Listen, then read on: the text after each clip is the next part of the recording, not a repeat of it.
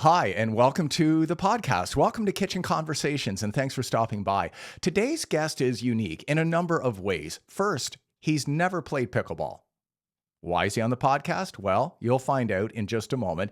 He was also one of the very few people to walk on to the Queen's varsity football team, having never played football. He'll share that story and some tips on warming up, cooling down, injury prevention, and injury recovery in today's episode of Kitchen Conversations. Well, Colin, welcome to my podcast and welcome to Kitchen Conversations. I can't tell you how thrilled I am that you found some time to sit down and talk to me about this game of pickleball, this crazy, wonderful game of pickleball. So welcome to the podcast and thank you for being here.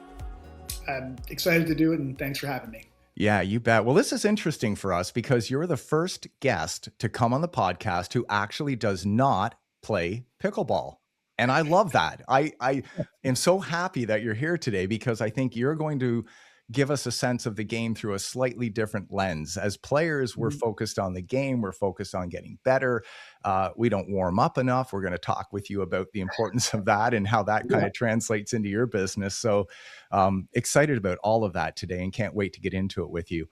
I'd like to break today's conversation down, Colin, if I can, into three separate buckets. And I call them rallies to stay in the spirit of the game. So in rally one, I'd really like to invite you to tell us a bit about your background or education, your sports background, kind of what have you done leading up to where you are today.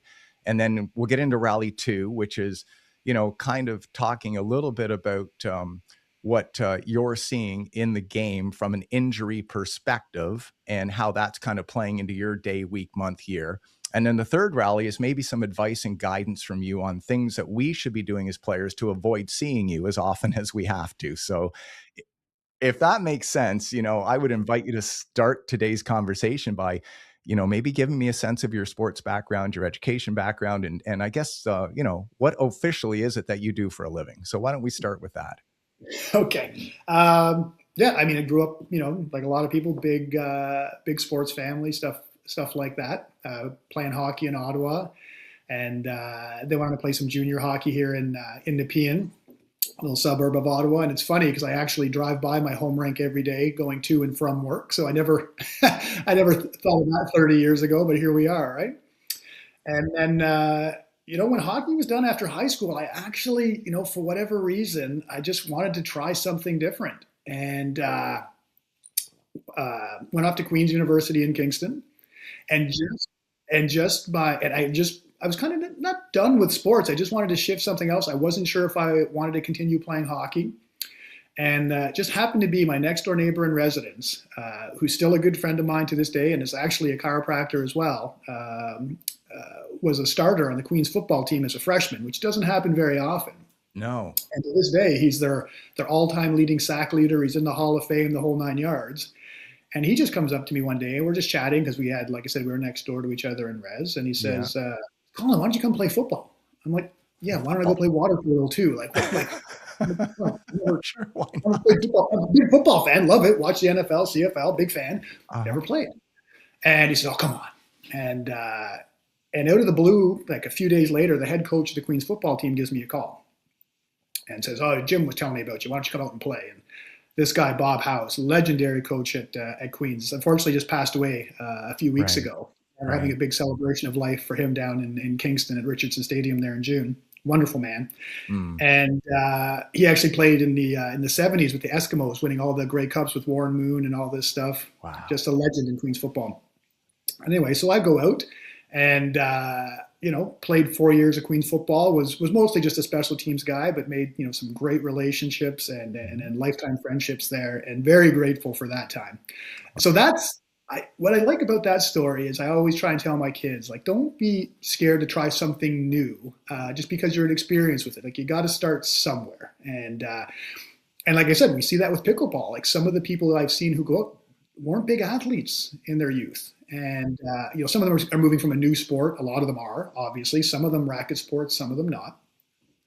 But another great thing about being at Queen's in the phys ed program back then, it's changed now, unfortunately, But we actually played a lot of sports just to learn about them on top of our regular like lecture room education. So I Okay. did all kinds of sports, like not only just the traditional ones like football or basketball or soccer. I mean, Mike, Right. we did fencing. No You know, kidding. we Right. did field hockey. Not that I see a lot of fencers in my clinic, but Sure. but Well, but familiar with a lot. I mean, we did racquetball, we did squash.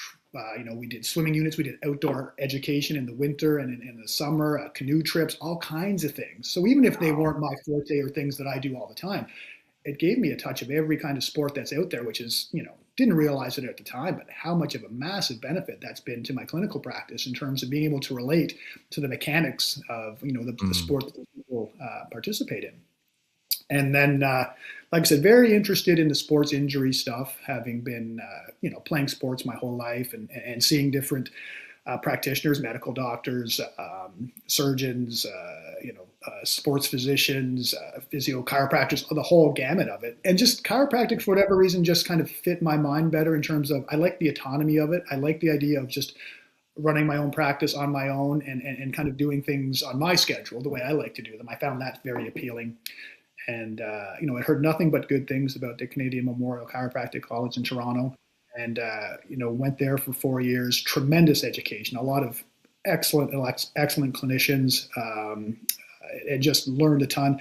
A lot of great people there, a lot of smart people, and obviously a lot of athletes, very fit people there as well. And so you really got to understand what it was like to, take care of your body in a lot of different ways. And, like I always, kind of preach to my patients, like take care of it and it'll take care of you. And that's basically kind of how my practice has been run for the last 23 years now. And ended up back in Ottawa, like 5 minutes from where I grew up. That was never really the plan, but you come home again, so to speak, right? So yeah, loving every minute of it.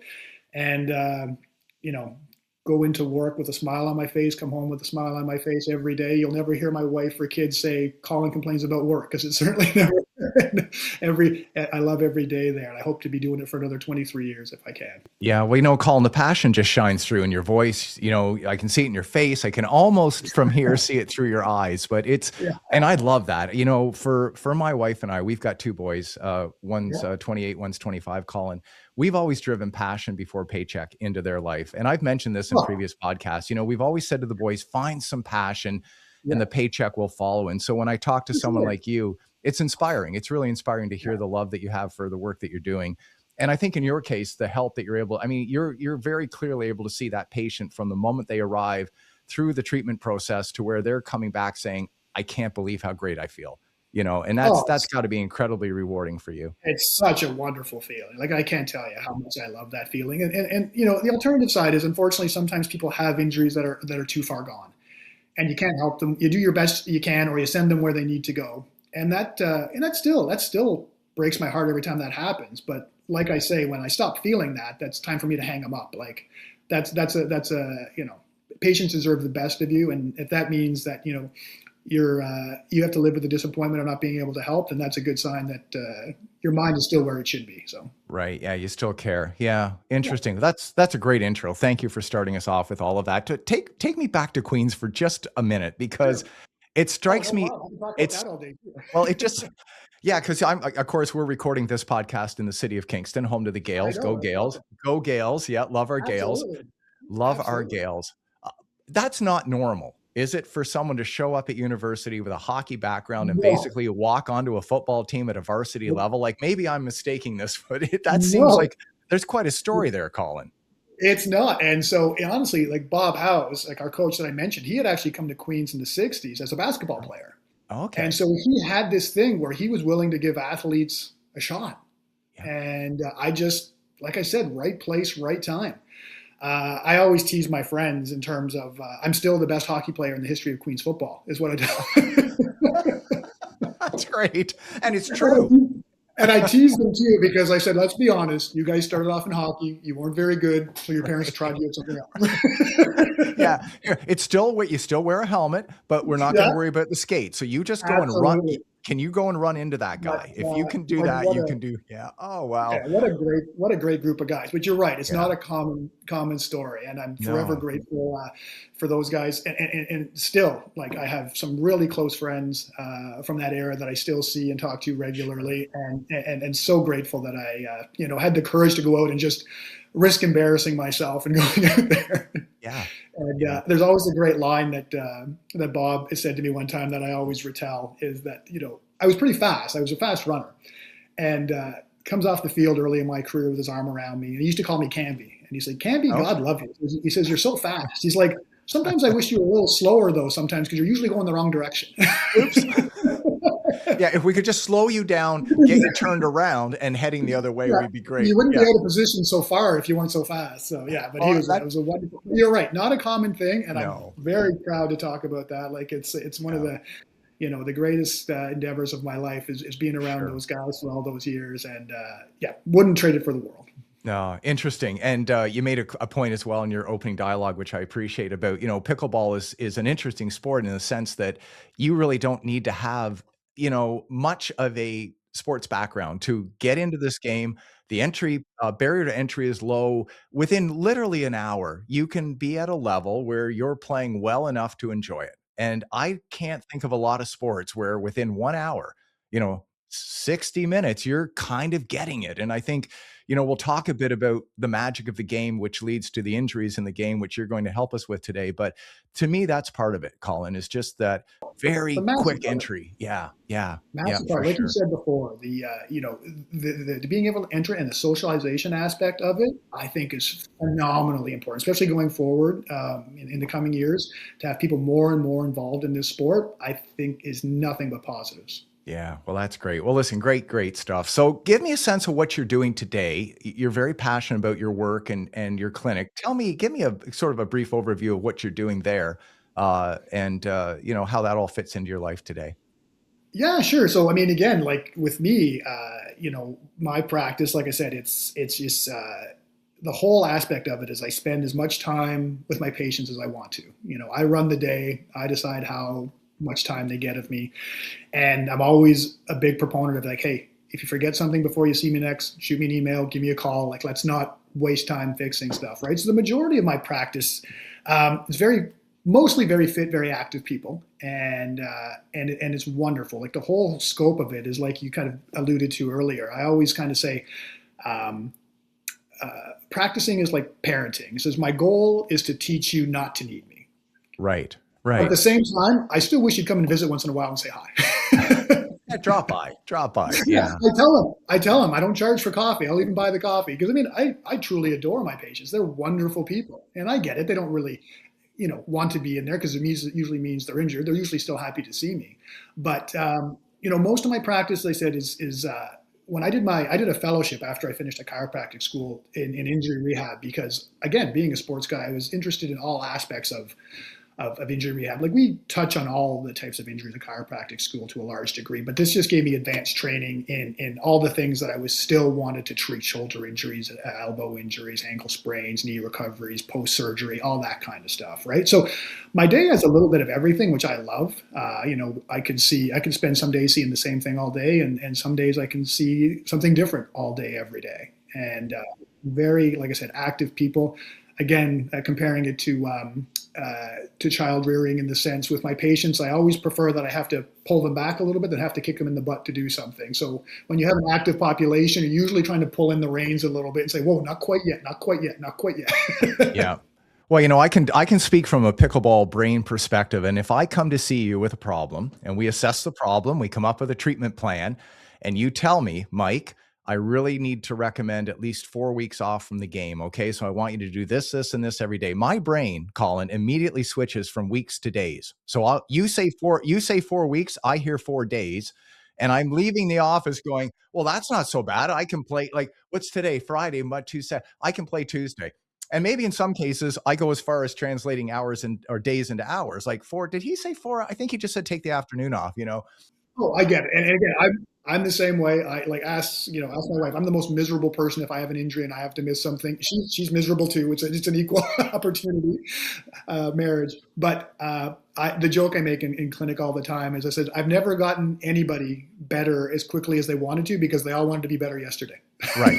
Yeah. Just So make it go away. Yeah. yeah, Yeah. even the first time I see them, they wanted to already be better, and I get it, and that's great. Like people love to do the things they do, and when I have people, one of the big things I try and do is just modify their activity level because I hate to see people stop completely. I do it when I have to. It's important. Like if they're going to do more harm than good, but I like to try and find a balance of modification. Maybe it's playing a little bit less. Maybe it's, instead of doing this, do that instead. Or, you know what I mean? Work your way up. Like, the golfers will be like, well, just go chip some balls in your backyard lightly. You can't full swing yet. Or for a pickleball athlete, it's like, okay, well, maybe do some drills at home lightly. Just keep your mind engaged in it. And I guess from a positive aspect, it doesn't allow you to we know from the research, it's better to keep people doing things as much as they can, whatever that looks like. So yeah, if I'm telling you to stop, absolutely, I have good reason for it, and I still don't like to do it. I only do it because I have to. Yeah. Well, I can't tell you the number of players that I bumped into, Colin, in my short time playing the game that say, yeah, I wasn't supposed to come back to the game till next week. I just, and they're almost looking around the club like, I hope, they're looking for their doctor. They don't, yeah, it's almost like this secret whisper, like, I'm not supposed to be here, and that's what I tell my patients. I'm like, just be honest with me. Like, I'm not going to slap you on the wrist. I just need to know, because if you're doing everything I think you're doing and you're not getting better, well, then I'm like, something's wrong here. What am I doing wrong? Or what do I need to do differently? Like if you go out and admit to me, yeah, Colin, I just played 8 hours of pickleball yesterday, I'm a little sore. I'm like, okay, well, I understand that.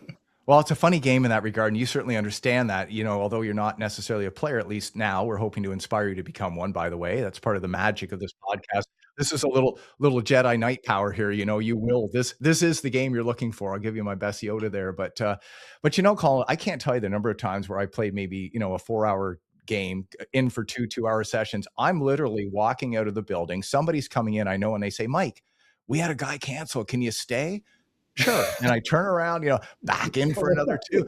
But here's something that, and I would love your professional opinion. I brought this up in previous podcasts, Colin. I fully believe that the brain and the body age at relatively different speeds. So I'm a 59-year-old. My body's 59, but this brain is locked in around 37, maybe 38. Absolutely. So the brain's always telling the body, we got this, Mike. Like, oh yeah, you've got 2 more hours in you. And then the next morning, my body and my brain have to reconcile that decision, which is always an interesting start to my day.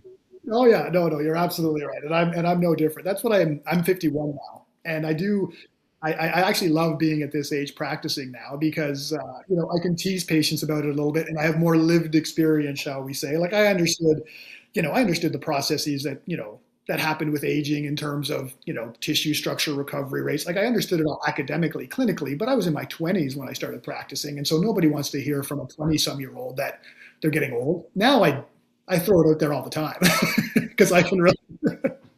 But yeah, I know what you're saying. Certainly when I step out on the ice too, again, I play with a lot of 35-year-olds, and I still think I'm there. I'm not, but I think I am. It's okay. You know what? I'm okay with it. And I think as long as we understand it. Now, I will say, I think it's more of a male issue than a female. My wife does not suffer from this ailment. I have it full blown. She's not. No, I'm good. I know where my limit is, and I'm going to stop and stay. That's the other thing. Like I have all my common dad jokes in the clinic, and that's one of the other one. I was like, they'll say stuff. I'm like, well, you do have a Y chromosome. Right. So you're kind of at a disadvantage. Right. I get you. Exactly. I'm like, I didn't read the instructions, Colin. I'm like, yeah, I know. I love it. Well, listen, that's all terrific. Thanks for all that. It was really a great start to today's conversation. I appreciate all of that. I want to go back into an email that you and I had exchanged a couple of days ago, and we were sort of clearing the air on whether you were a player, not a player. How did you fit into this crazy game of pickleball that we love so much? But can you share the story about the 90-year-old patient that came in with a bit of an injury? Would you mind maybe going into that? I thought that was very interesting. Oh, just, wonderful, wonderful gentleman. Just, I hope to be this man when I'm 90. Just a ball of fire, big booming voice. He'd come into the office, and I could tell, even if I was in my treatment room, I could hear him talking to patients outside. You know what I mean? Just comes in and takes the room. Wonderful man. And so this day, like I said, about 10 years ago, it was before COVID anyway, give or take. I can't remember exactly when. But I just happened to be leaving the treatment room, and he's walking in the door, and I see him. And right off the bat, Colin, my knee's bothering. I'm missing pickleball. You got to do something. I'm just, first of all, I thought I misheard him. I'm like, what did he say? Like, and so anyway, get him in the room and we're chit chatting. And, the whole time before I'm talking to him, I'm like, what did he say he was playing? And I thought he said pickleball. But again, like I told you in that email, being very ageist on my part, totally, admit that.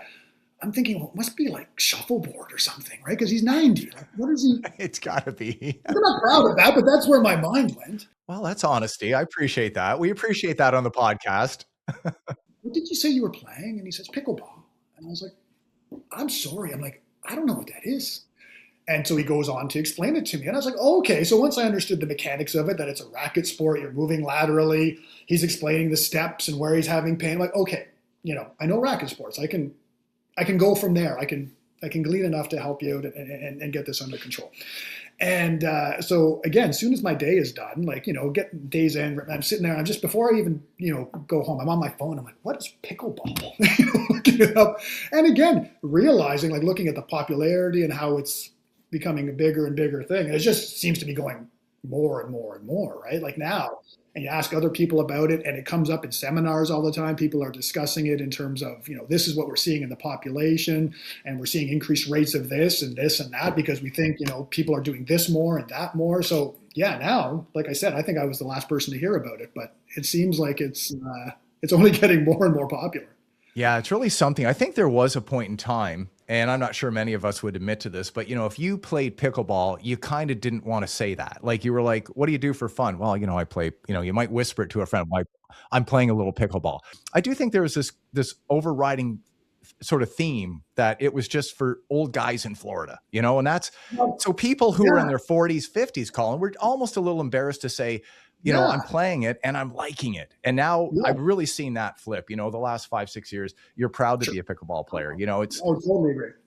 Well, like I told you, like my oldest son, who's 20, him and his girlfriend go play. So I mean, it's not. I think it's lost that stigma for sure.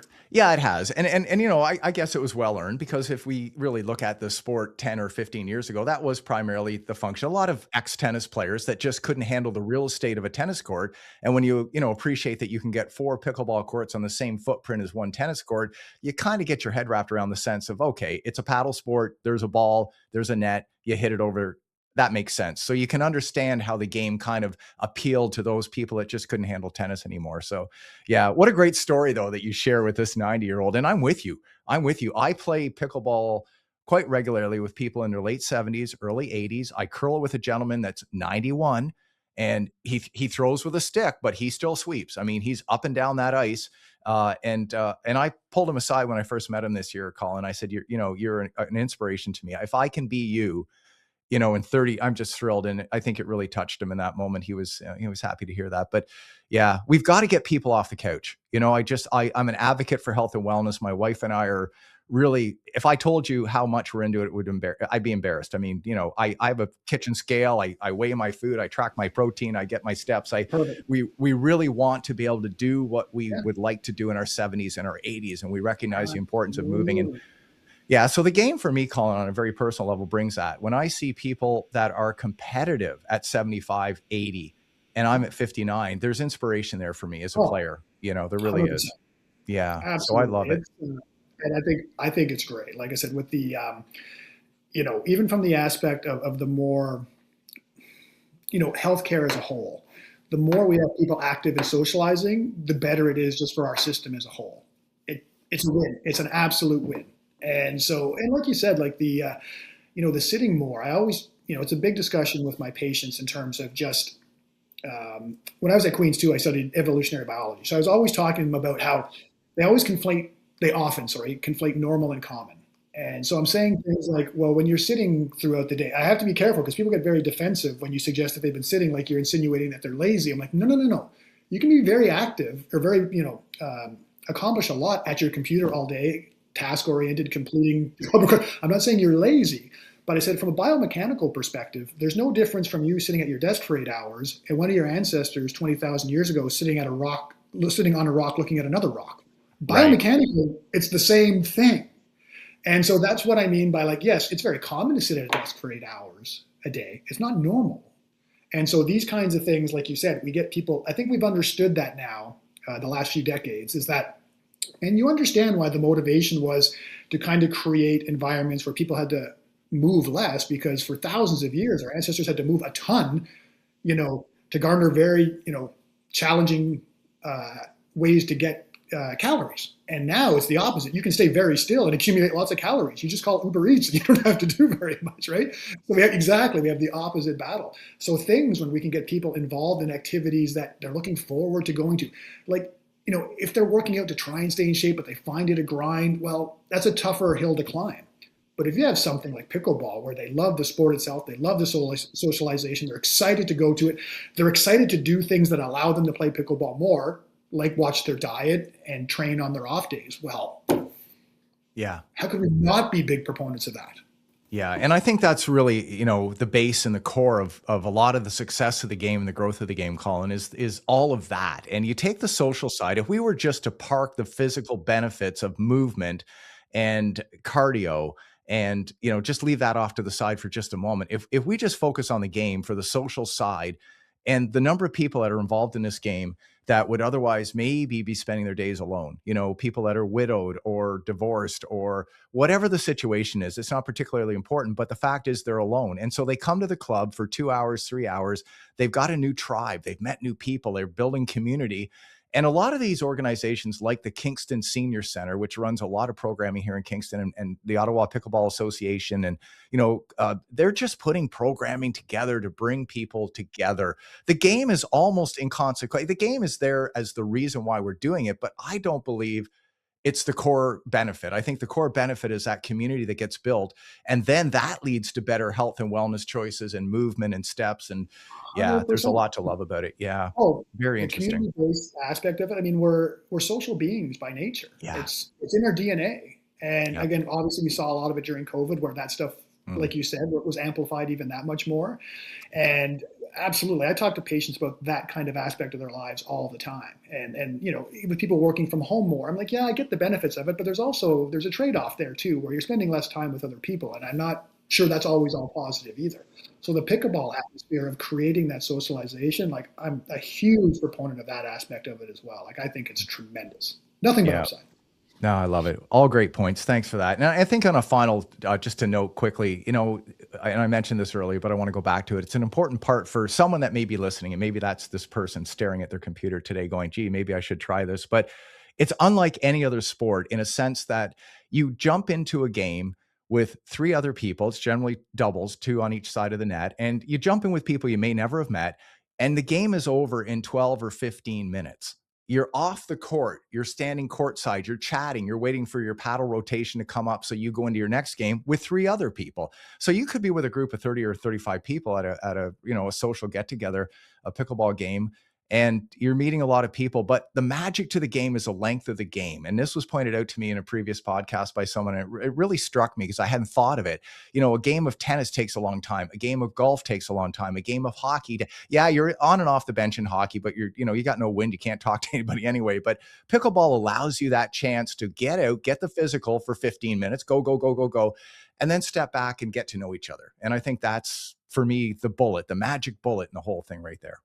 Oh, I Yeah, couldn't agree more. And I have patients, impress that upon me daily, how much they sure. love that aspect of it. And just to see the way they're excited to tell me about their last match, or or who Right, they talked to, and this right. and that, the other. And I think it's Yeah. tremendous. I'm so happy that this has come about, because, without things like this, I'd be a little concerned about things would look like going forward. So that definitely makes me optimistic. Yeah. Well, listen, that's all great stuff. And I appreciate us getting into that. Let's jump into your practice in a more, let's go in depth on this a little bit for the next couple of minutes. Let's talk about the type of typical pickleball injuries that you're seeing on a regular basis. And then from there, I'd like to kind of wrap up our conversation at the end of this with, some tips and advice from you to the average pickleball player, not the pro, not the elite player, because I think at that level, they've had to learn proper warm-up techniques and drilling and downtime. And so they're managing their life in pickleball much differently than I am. So I'm a social player. I just want to go out and meet, new people and play. And I think that's the bulk of the people that will be listening to this podcast, Colin. So let's start with some of those typical things that are walking through your door, on a Tuesday morning, and take lots of time with this because I really want to make sure we understand that. Sure. Personally, what I see the most is knee injuries. That's the most common one that I see personally. I don't think that's standard across the board. From my understanding, looking at research and stuff, the typical type of stuff you see in paddle or racket sports with the elbow, tennis elbow, or pickleball elbow now is probably more common. That's one that you see. The knee ones, I think, again, that stuff, the knee, the low back stuff, to me is connected to, the hip issues as well. Like getting back to us sitting a lot, it changes your mechanics a little bit. And so what happens if you're tight in your hip flexor region, meaning your quads and some of your deeper hip flexors like your psoas muscle and whatnot, you can't tend to activate your glute fibers as efficiently, like the stabilizers. And so when you're a sport like pickleball, where you're moving laterally and stepping laterally, if those stabilizers don't fire efficiently, it's going to put some stress through your knee because some of those longer quadricep fibers are going to try and compensate for that. And so that's what I see a lot of. Again, that kind of stuff affects the low back as well, simply because, when we look at postural stuff, and it gets into shoulder as well, we talk about like postural dysfunction and how when you go to participate in your sport, your tissues aren't working in an optimal way or an optimal angle. So for instance, when we look at the upper body, people tend to get stiff and tight in the pectoral regions and the back of the neck.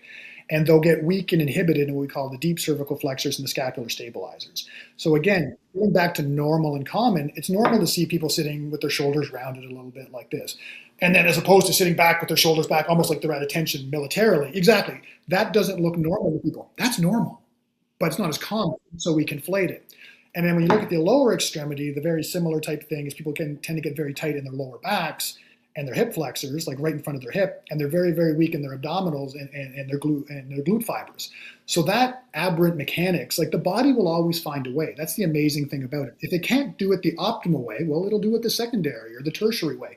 I mean, we will literally drag ourselves around by our hands if we have to survive. Like the body won't just stop. Oh, I can't do it perfectly, I'm not going to do it. Nope. It's an amazing machine. It'll find a way. And that's what, like, in these little underlying things, these little imbalances might not come to the surface unless you're doing enough revolutions or repetitions of said activity. It's like, I always use the analogy of the alignment on your car tires. If they're not quite perfect and you only drive 5 kilometers a year, you're not going to really notice too much wear. But 50,000 kilometers, obviously you're going to notice a difference, right? So that's with the knee stuff, that's kind of what I see. And so with them, I'm always working through, I'm teaching them how to isolate stretching out their hip flexors more efficiently and teaching them glute stabilization exercises to make that whole mechanics when they go to step and land, that their knee doesn't drive too far forward and their hips are engaging more quickly and the whole system isn't engaging in a whole like shutter pattern of things shaking too much and getting strained and injured. So the knee, the Achilles is a big one, obviously. It's a very common one. Unfortunately, like I think I mentioned when we were emailing, some of that's too far gone for myself. They're actually ruptured. And speaking to some orthopedic surgeons, they've definitely seen an increase in the last 5 years of having to do repairs in their offices. The plantar fascia is another big one, the ball of the foot. Again, those fibers, when you look at them, they're often decelerators, meaning when you go to move, your tissues have to kind of pull back so you don't keep going. I think that's what rotator cuff injuries are, essentially, as you're moving your arm forward, either with a swing or a throw, something has to keep that arm from keep traveling with the ball or the racket. Somebody's got to pull it back. So it's like that elastic that's getting pulled and pulled back. And that's when you do that repeatedly, those eccentric loading exercises, as we call them, those can be challenging for the body. And especially when you're on surfaces that don't have as much give. We were designed to walk on things like earth and snow, but we spend most of our time making contact with concrete or ceramic, or even I've had players tell me they find it more comfortable being on clay courts versus hard courts because they don't find it as tough on their knees. So there's more give with those types of services. So these are things obviously to take into consideration too, in terms of that kind of stuff. And then the low back stuff for sure is something that I see. And again, that gets to be like, I think a lot of people unintentionally, just because of the demands of their occupation or just life in general have been hard on their backs by sitting a lot, whether it be commuting to work. I know for me, I always felt the worst in my kids' hockey tournaments when they were younger, sitting in a car for 5, 6 hours, sitting at a rink multiple times a day, and driving home. And Monday morning, I'm like, oh my God, like it looks bad when your chiropractor's walking into the office hunched over, right? That's not good. That's not good for your brand equity at all. No, not even a little. It's not a good look at all, right? But these are the types of things, like I said, when people who are getting into the sports, what I found is like the people who, like you said, were the more competitive players when they were younger. Like I've had some patients that played like NCAA level tennis and whatnot. They tend to be more the shoulder stuff because they've been hard on their shoulders for a few decades at that point. And so they tend to have more shoulder issues. The people who aren't coming from paddle or racket-based sports, I don't find they have so much issues with their shoulders. And they're getting taught very well. Like, they're getting good instruction and they're understanding the mechanics to it. And so for them, it seems to be more the byproduct of just those stepping patterns and their body not being quite ready for those, because those tissues can be even just a split second of delayed response. I always kind of use the comparison. So when you miss a step or miss a curb and there's like that increased jolt, exactly, up the frame, because those muscles are designed to kind of absorb and dissipate force so it doesn't come translating up. And you do that repeatedly, it can have an impact, with enough repetitions and revolutions that you get these little micro tears over time and then they develop. And so usually that's the type of thing that, I'm trying to, explain to them why that is, what we need to do and how to prevent it in the future. Yeah. Yeah, it's interesting. And when you think of the game of pickleball, and you obviously have a sense of it, you've watched it, and you've seen it, and it's a quick game. It can be a quick game, even at the sort of the beginner level. There's not a lot of time between. And I loved your analogy of the tires and the alignment and driving 5K versus 50,000 K. And you're not going to see wear and tear on that tire at 5K, but you will at 50,000. And you think about the number of times people are just within a 12-minute game. How many times are you contacting the ball or having to shuffle this way or move back and forth? There's those patterns you're describing, though common in the racket sport or lots of other sports, from a human behavior standpoint, those were things we would do once in a while. We normally just hunt and gather, be walking straight forward. We can do that for hours and hours on end with very little problems, right? And the thing with the upper extremity too is those are fast twitch muscles. Those were meant to push, pull, throw once in a while. That's why we started seeing things, the latter half of the 20th century, like carpal tunnel, these little fine-tuned upper extremity movements that, our ancestors and even people not far before that ever would have done repeatedly, like gripping over and over again. Like even our ancestors figured out that it was easier to carry a bucket of water on top of your head or design a papoose to carry the child around. They realized how tired their hands got. So it's not a new thing, right? So that's what I mean by these, those types of things, though common and good for you overall. You have to understand the mechanic. Once you have a good understanding of the mechanics of the body, you can tend to minimize. You can never eliminate them, but you can minimize them to a great degree once you understand how the body can move through those patterns most efficiently and most effectively. Oh, that's great. So tell me, to the average player, Colin, if you're talking to him, if I come to you and say, look, I want to educate myself on better court management, better court preparation, game preparation, what does that conversation start to look like between you and I?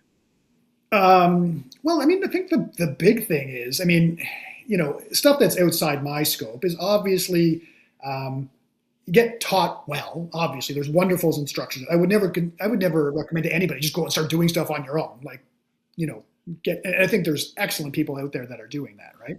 And so start there, and then obviously somebody more versed in get your proper footwear, get your proper racket grip, something that's specific to you. That's the first basics of any sport, really, right? But from an overall standpoint, some people, they're pretty knowledgeable, or at least they're aware of, not that they do it, is the warm-up. The warm-up is just, in every sport, the dreaded warm-up. And being a hockey guy, I can't tell you how many times I see guys blasting into the dressing room, and they're literally coming out for the first shift and skating hard, and I just feel like going up and handing them my card on the bench, and I'll see you tomorrow. Like, come on. And so people are aware of that one. And like I tell them, like, when you go out and just start hitting balls, you should already be warmed up. Basically, there's only so much blood in the body, and it's allocated where the body requires it at said time. So when we're not moving, the majority of the blood flow is redirected towards our core, towards our digestive tissues, those type things. I always use the kidney analogy. Like, when we're at rest, our kidney gets about 12 to 15% of our blood flow. But when we're exercising, it gets maybe 1 or 2, just enough to keep it functioning, but it's not actively really doing its filtration the way it normally would at rest. And so we need that blood flow to perfuse out into the musculoskeletal system. And that takes some time. And as we get older, as we know, it takes a little longer to accomplish that. So whatever that looks like, walking, jogging, some dynamic stretching, even just doing your shoulder rolls or, this kind of stuff, and just moving about side to side, hopping, that kind of thing, just so when you go out and start hitting balls, you're already ready to go. Like that's a big key. And that the research is very clear on injury rates during sports. They most often happen in the first third and the latter third. First third, not warmed up, latter third, fatigue. Middle third, you see in any sport. And so that's not surprising to people, right? That's interesting. Yeah, interesting. Well, I see it all the time. I mean, I'll see people run in with their Starbucks coffee, their blueberry fritter. They're slamming that. There's, I'll be right with you. Their warm up is walking the coffee cup to the recycle bin or the garbage can, whatever it might be at that particular moment. And they'll jump onto the court and away they go. And more often than not, you can see, as to your point about that fatigue setting in, as the game goes on, they're slowing down their response time. They play, but they come out of the gate all, ready to go, guns ablazing. Oh, sure. Yeah, absolutely. But zero warm up. When you're talking, and so, to address like the latter third, how to prevent that injury, is that's your off day training, like you have in any sport, right? Like it's the idea that if you love this sport, like you do and many others do, you need to put the time and effort in to make sure that you're limiting these injuries so you don't miss it. So like the off day training of doing, like my recommendation with my patients, when I show them, I have them doing like those even if they don't have any problems, glute stabilizing exercises with like bands, doing what I call like side steps. I have them doing shoulder scapular stuff where they're engaging their shoulder blade to protect their shoulder, core stuff, balance work, teaching them little, just, depending on their age and their ability to hop back and forth, stand on one leg with their eyes closed. You know what I mean? Getting the body ready to go so you can minimize and teach them the mechanics of how you always kind of want your center of gravity to be, like, your stance in pickleball when you're ready to receive. It's the same athletic stance as a football linebacker would have, or a downhill skier. You're in that, what we call the athletic position, where your hips are basically over your heels. Your center of gravity is just in front of your hips, just behind your knees, just in front of your ankles, and you can move, and you want your core to stay over top of your hips because that's where you're most stable. Boom, boom, boom. It doesn't matter which sport it is, a shortstop. You look at them all. It's the same biomechanical. Yeah, you're ready to pounce, right? And so that's the type of thing you want to make sure that you've got those tissues able to do that with the hip flexibility. And like, these are the off day workout stuff, right? And so some people, pickleball they consider that their exercise for the week, which is great. It's better than nothing. Obviously, we love you to do it. But, again, we'd love for you to continue doing it as long as possible, simply because it's what you love to do. And you're going to, that off day training is worth it. Because you don't want to miss, like you said, you don't want to even miss the socialization of it. I mean, you can still go if you're not playing, and I'm sure talk to people. Yeah, exactly. But who wants to do that? Yeah. No, it's so true. It's interesting to me, though, Colin, that people who love something so much, and I don't think that it's not a matter of not understanding the importance of the warm-up. There's not for the most part, not a pickleball player that would argue that warming up probably would help them feel better and play better, yet they don't do it. And so then try to translate that into the quote unquote home gym, or, even just a few bands, a Boso ball, whatever you want to call it. Just a few in-home exercises every second day. Even just 15 minutes of working on your balance or stretch, like when we're done the podcast, we've got a small little home gym, and I got to go in there and do a few cable exercises today. And that's, helping. And I think for me, as the moment I could translate the work I'm doing at home into a higher performance in said sport, whether that be curling or pickleball, that now the light bulb went off. So listen, I still fight it. As much as I said earlier, I love being healthy. I love trying to be healthy. I want to be healthy. And I understand the importance of doing what I need to do in the room next door here. And I will do that today, but I'm going to have to fight it a little bit. Like it's still not an addiction. The game's addictive. The working out still not for me, even after all the years that I've been trying to do it. So, but I do know now I can draw a line from when I work out and do some strength training, and when I eat better and sleep better, I play better. And I think if people could connect those dots, this conversation would be a lot easier for both of us. Yeah. And I get that. And I mean, that's where discipline comes into play to some degree, but also just the enjoyment of it. And I mean, I'm a big proponent with my patients too. I'm not a hypocrite. Like I do these things in my own life because for many reasons. Like I like to be a good example to my kids. I don't want to be a hypocrite in the clinic and come in Right. overweight and out of shape and hunched over. Like Yeah. I love playing. I love the activities that I do. I want to do them forever. Like I said, I want to be just like you and be that 80-year-old that's still Yeah. participating in the things he loves to do. Right. So yeah, it's a bit of a challenge sometimes. And my patients, they come in kind of sheepishly, like, yeah, I didn't do my exercises and it came back. Kind of like I always tease them because there's research going back Yeah. years ago that shows like patient compliance, and the biggest reason why patients don't or do or don't comply with their practitioners is whether or not they like them. And so I Right. tease them. I'm like, do you not like me? Like, come on, Like I said, maybe. guilt them or shame them into doing it. Yeah. It's Whatever not it you, it's me. It's me. Yeah. whatever it takes. And again, I am careful to trying to be very isolated and targeted in terms of which exercise I deem to be the most effective. Like if there's three or four that can take care of 90% of it, and it takes another 12 to take care of that another 5%, I've learned over the years, like, no, take that 90, take that win. That's gonna be the crux of it. I'd rather them do the three or four than none of the 12. So that's you gotta pick your battles, right? Yeah, for sure. Let me ask you this question because I've believed this for a long time, Colin. I think that what happens to people as they age, as we age, as I am, boy, someone asked me my birthday. I was actually I had to give blood because I work with a naturopath as well. So they drew blood yesterday to run my panel. I do it twice a year to keep an eye on all things that are important to me. And she has to ask you, state your name and your birth date. And boy, it gets hard to say 1967. Like it gets harder every time. I said that to her. I said, I was here 6 months ago. It's a lot easier then than it is today. Yeah, Can yeah, you not just hold up the number and I'll acknowledge it? exactly. You have to Yeah, make me say it every time I come. But right. but the story, what I was going to ask you is, I think what happens to us as we age is there's a slow decline in how we feel physically and mentally. And we just sort of kind of slide into this kind of, this is just how I feel. And we sort of forget about how we used to feel and subsequently how we could feel again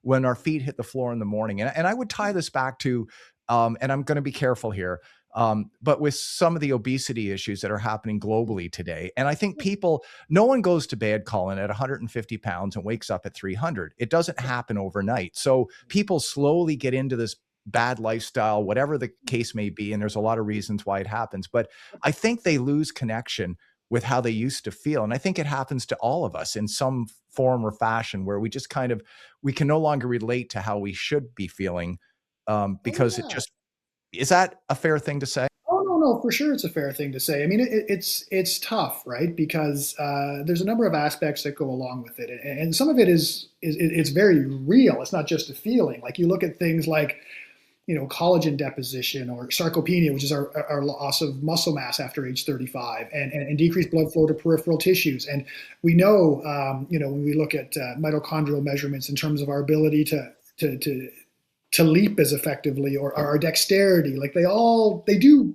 diminish. They just do. That's not just a feeling, that's a fact. And so I think sometimes, people might feel like, oh, what's the point? I'll never be 18 again. What's the point? And I always tell people, like, come on, like, rage against the dying of the light, right? Like, just because you can't be the best, just because you can't be your 18, 20, 21-year-old version of yourself, be the best whatever. 50, 60, 70-year-old version of yourself. Like you owe it to yourself and your family and your loved ones anyway. If you don't do it for you, do it for them type of thing. I use every method I can in there to motivate, right? But yeah, no, there's an aspect of certainly people sliding into patterns. It's just human nature. Like it's ingrained in our brain to follow what you deem to be successful, even if it's not. And we're creatures of habit. And habits are important because they allow your brain to kind of focus on changes in the environment. Because if you had to think about every little detail all day, every day, your brain would just collapse. There's too many things to think. Exactly. So the patterns are important. And grooving new patterns can be tough. I think the research says it takes on average about 3 weeks to groove a new pattern. Some people are slower, some people are faster. But I think the big thing is start with like little things. You know what I mean? Like don't try and get there next week. It took you 20 years to get in this state. Maybe it'll take you 20 months to get back. So don't try and do it in 2 days because that's a big thing. Like this time of year is where like my clinic tends to, get really, really busy because I have people who've been a little bit, over Christmas, over the holidays, over the winter here in Ottawa. Obviously, it's not great outside, and they try to get in shape in a week, right? They go back outside and they start running too much, too fast, And so, yeah, but there is an aspect of that, like the mental game of everything, for sure. And that's a part of it. And as we age, I try to joke around with my patients, and you have to work twice as hard to feel half as good. And don't worry, you're going to forget about this in 5 minutes anyway. We'll be talking about something else, just jokingly, right? But yeah, no, I agree. It is an aspect of it. It needs to be addressed, and I think that's where that community, that socialization, can be a massive, massive impact on those types of things that we're fighting against that you may not get if you're trying to get up and work out by yourself every day. It's tough. Yeah. No, it really is. Yeah, for sure. Well, listen, all of this has been just excellent. Thank you for all of that. Sure, I'm mindful of the clock. I'm watching. We're pushing up sure, against the hour. So, before I let you go, is there yeah, anything else, Colin, that we didn't touch on? And I'd like to open the door to that conversation in just well, a moment. But I'd also like to ask a favor, and that is, can I sure, kind of keep you on my radar in the next, 6, 8, 12 months? And of I think course, I'd love to, a chance to maybe sit down with you again down the road, absolutely. because this has been really terrific. And I think Oh, it's good. such a great episode for the podcast because it's really the stories behind the paddle. That's the Yeah, intent of this, and to be able to get a sense of seeing it through your lens as opposed to just those of us that can't play enough, has been certainly, yeah, it's been a real eye opener. And I think you've really haven't said much that I think most of us wouldn't acknowledge and agree with, in a sense. No one's going to argue with anything you've said today. Now, whether it affects change or not, that'll be the trick, right? Now, if we get just but if one person says, I'm really sure. going to focus more on my warm up, I need to really make that a commitment going into, the spring season, especially as the outdoor courts open and we get back out and start enjoying that. So, yeah. So thank you. So I'm going to keep you on that Oh, list good. of people I'd like to reach back out to for sure. Oh, by But all means, Mike. yeah, but was there anything else that maybe you were hoping we'd touch on that again, I'm new at this, so maybe I've missed the obvious, but No, yeah, the only, for you know sure. what, the one thing is that and again, I was never good at this in my younger years too, and I've tried to get much Sure. better at it. And I've talked to a lot of the pickleball players about it as well. Is one of the things I think is missed is after you play, it's the active recovery of getting blood flow to those tissues after you're done playing. Because a lot of people, they'll get in their cars, they'll go home, they'll sit on their iPad, Yeah. and it's about tissue recovery. It needs blood flow to it to help those tissues repair that you may have injured to some minor degree while you were playing, right? I always tell the story of Michael Phelps at the 2008 Olympics. After each swim, he was going into the back room. He had 6 or 8 massage therapists working on him at once, just splayed out on the table. We don't all have access to that. Right. But even some light stuff, like if the weather's nice enough, go for a walk in your neighborhood for an hour afterwards. If you have a treadmill, get on that. Come home, do some light stretching, maybe some light yoga, get on your stationary bike, like that active recovery to get that blood flow back to your tissues. Like here years ago, people used to remember they used to interview the Senators players after the games, and they'd be Yeah. on their stationary bikes after the games, right? So Yeah. that kind of thing I think gets missed, and I think that will help people recover quicker. And again, all comes down to playing more. Like I think it's a wonderful sport, and it's nice to hear with people like you that are going to get this out there to more and more people, and hopefully, help them play as much as they possibly can. Because, like I said, I'm beating a dead horse here. I realize, but incredibly important, I think, moving forward that we get people more and more involved. If not this thing similar to this that has the socialization, the exercise, it's an absolute win. Yeah, it is. And it just, yeah, you're right. And it just lends itself well to the social fabric of everything. Like there's so many positives come out of being engaged and being part of something. And, I started curling, I think I mentioned earlier. And, I draw a lot of parallels, Colin, between the social side of that sport and the social side of pickleball. You get to meet new people, you're playing with new people, you're mixing it up through different leagues and different programming at the club. And yeah, it certainly has been for me just incredibly important, the game of pickleball and now the game of curling in that regard. I will often say I like the game, but I love the people. That's, sort of my statement. And maybe the emphasis and the launch point for the podcast was to be able to, tell some of the stories of the people that I've met. And they are some of the most fascinating people. They really are. The things that some people have done, you go, what? Yeah. So after you climbed that mountain, you went and did the Yes. other mountain. Oh, wow. Okay. Oh, Interesting. Yeah. Wow. oh, we say that Okay. all the time. That's like one of Yeah. my favorite things about my work is I get to, hear so many Yeah. stories about amazing things that people have done, and it's incredible. Like so, I mean, that aspect of it, Yeah. totally get that. I love it. Well, listen, it's been an absolute pleasure spending a bit of time with you today. And I thank you for doing this again. I mean, this is a podcast that the day we're recording is launching tomorrow. So it will be live on April 2nd. And it's been quite a Absolutely. journey. And so thankful for people like yourself willing to come on and share your knowledge and your passion for what you do. And And I love this. I mean, I love your passion. I loved what Yes. I did for a living. I've instilled it in my kids. My wife and I have Yep. both said to them, as I mentioned earlier, and to meet someone like you that obviously loves what they do is it's great. That alone is worth talking to you about. So thank you for being here. It's been a pleasure. Absolute pleasure on my end as well, Mike. Thanks for having me. You bet. Thanks again. We'll talk soon.